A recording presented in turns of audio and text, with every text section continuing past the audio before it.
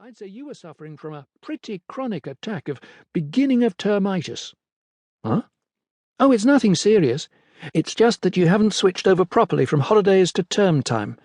The specialist frowned thoughtfully at his patient. You'll feel less chronic tomorrow, when you've got over the ghastly shock, and after that you'll settle down to a calm and peaceful term with everything running smoothly. A rash prophecy, if ever there was one. Jennings' feeling of strangeness passed quickly enough, but it is doubtful whether calm and peaceful was a fair description of the storm-tossed breakers ahead in the troubled waters of the Easter term. Pleased with this ready solution of his friend's problem, Darbishire returned to his bed, rolled up his new suit into a tight ball, and screwed it into his clothes locker. Jennings, meanwhile, was unpacking the small suitcase which contained the things he would need for the first night of term. He laid his pyjamas on his bed and placed his still damp flannel and soap neatly on the top, while he rummaged through the remaining contents of his case. At once, a look of concern clouded his wide-awake eyes. His collection of cheese labels was there safely enough, so were his matchbox tops and propelling pencil. But where was his diary? Surely he hadn't left it at home. Worried now, he tipped the case upside down over his head and searched through the collection of bedroom slippers, hairbrushes, and the stack of a dozen handkerchiefs which his mother had felt sure he would need before his trunk was unpacked the following day. Still no diary. This was serious, for it had been a Christmas present from his Aunt Angela, and so far he had kept his New Year's resolution of recording an entry every day. Perhaps it was in his jacket pocket. No, it wasn't there either. Then where on earth— A loud crow of gleeful triumph came from beyond the wash-basins at the other end of the room. "Wacko, I've found something!" And there was Venables, waving a small red book round his head like a tomahawk. "Hey, Venables! That's my diary," Jennings called down the room. "I've been looking for it everywhere. Where did you find it?"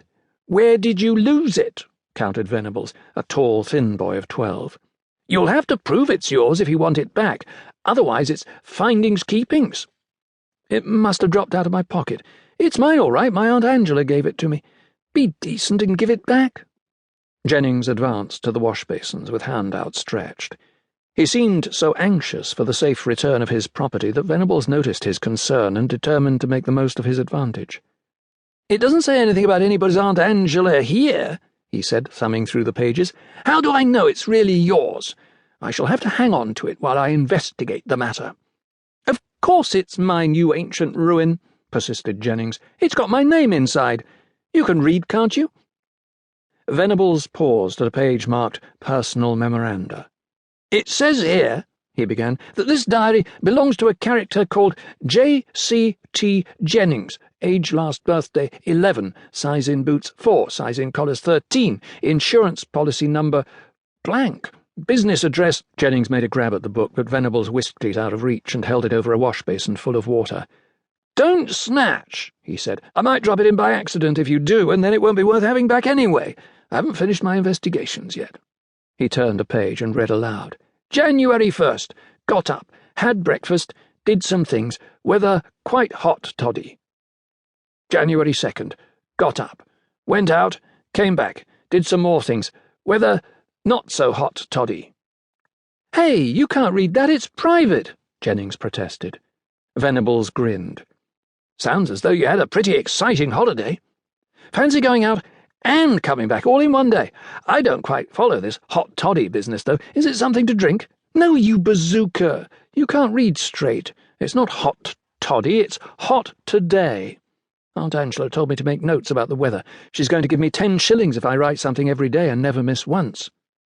Again Venables glanced at the book in his hand, and then hooted in derisive glee. "I say, gather round, you chaps.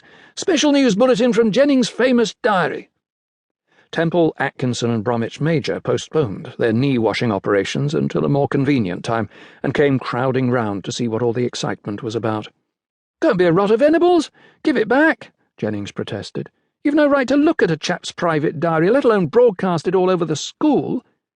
He thrust out his hand to grab the book, and then withdrew it again quickly, as Venables made a further move towards the wash-basins.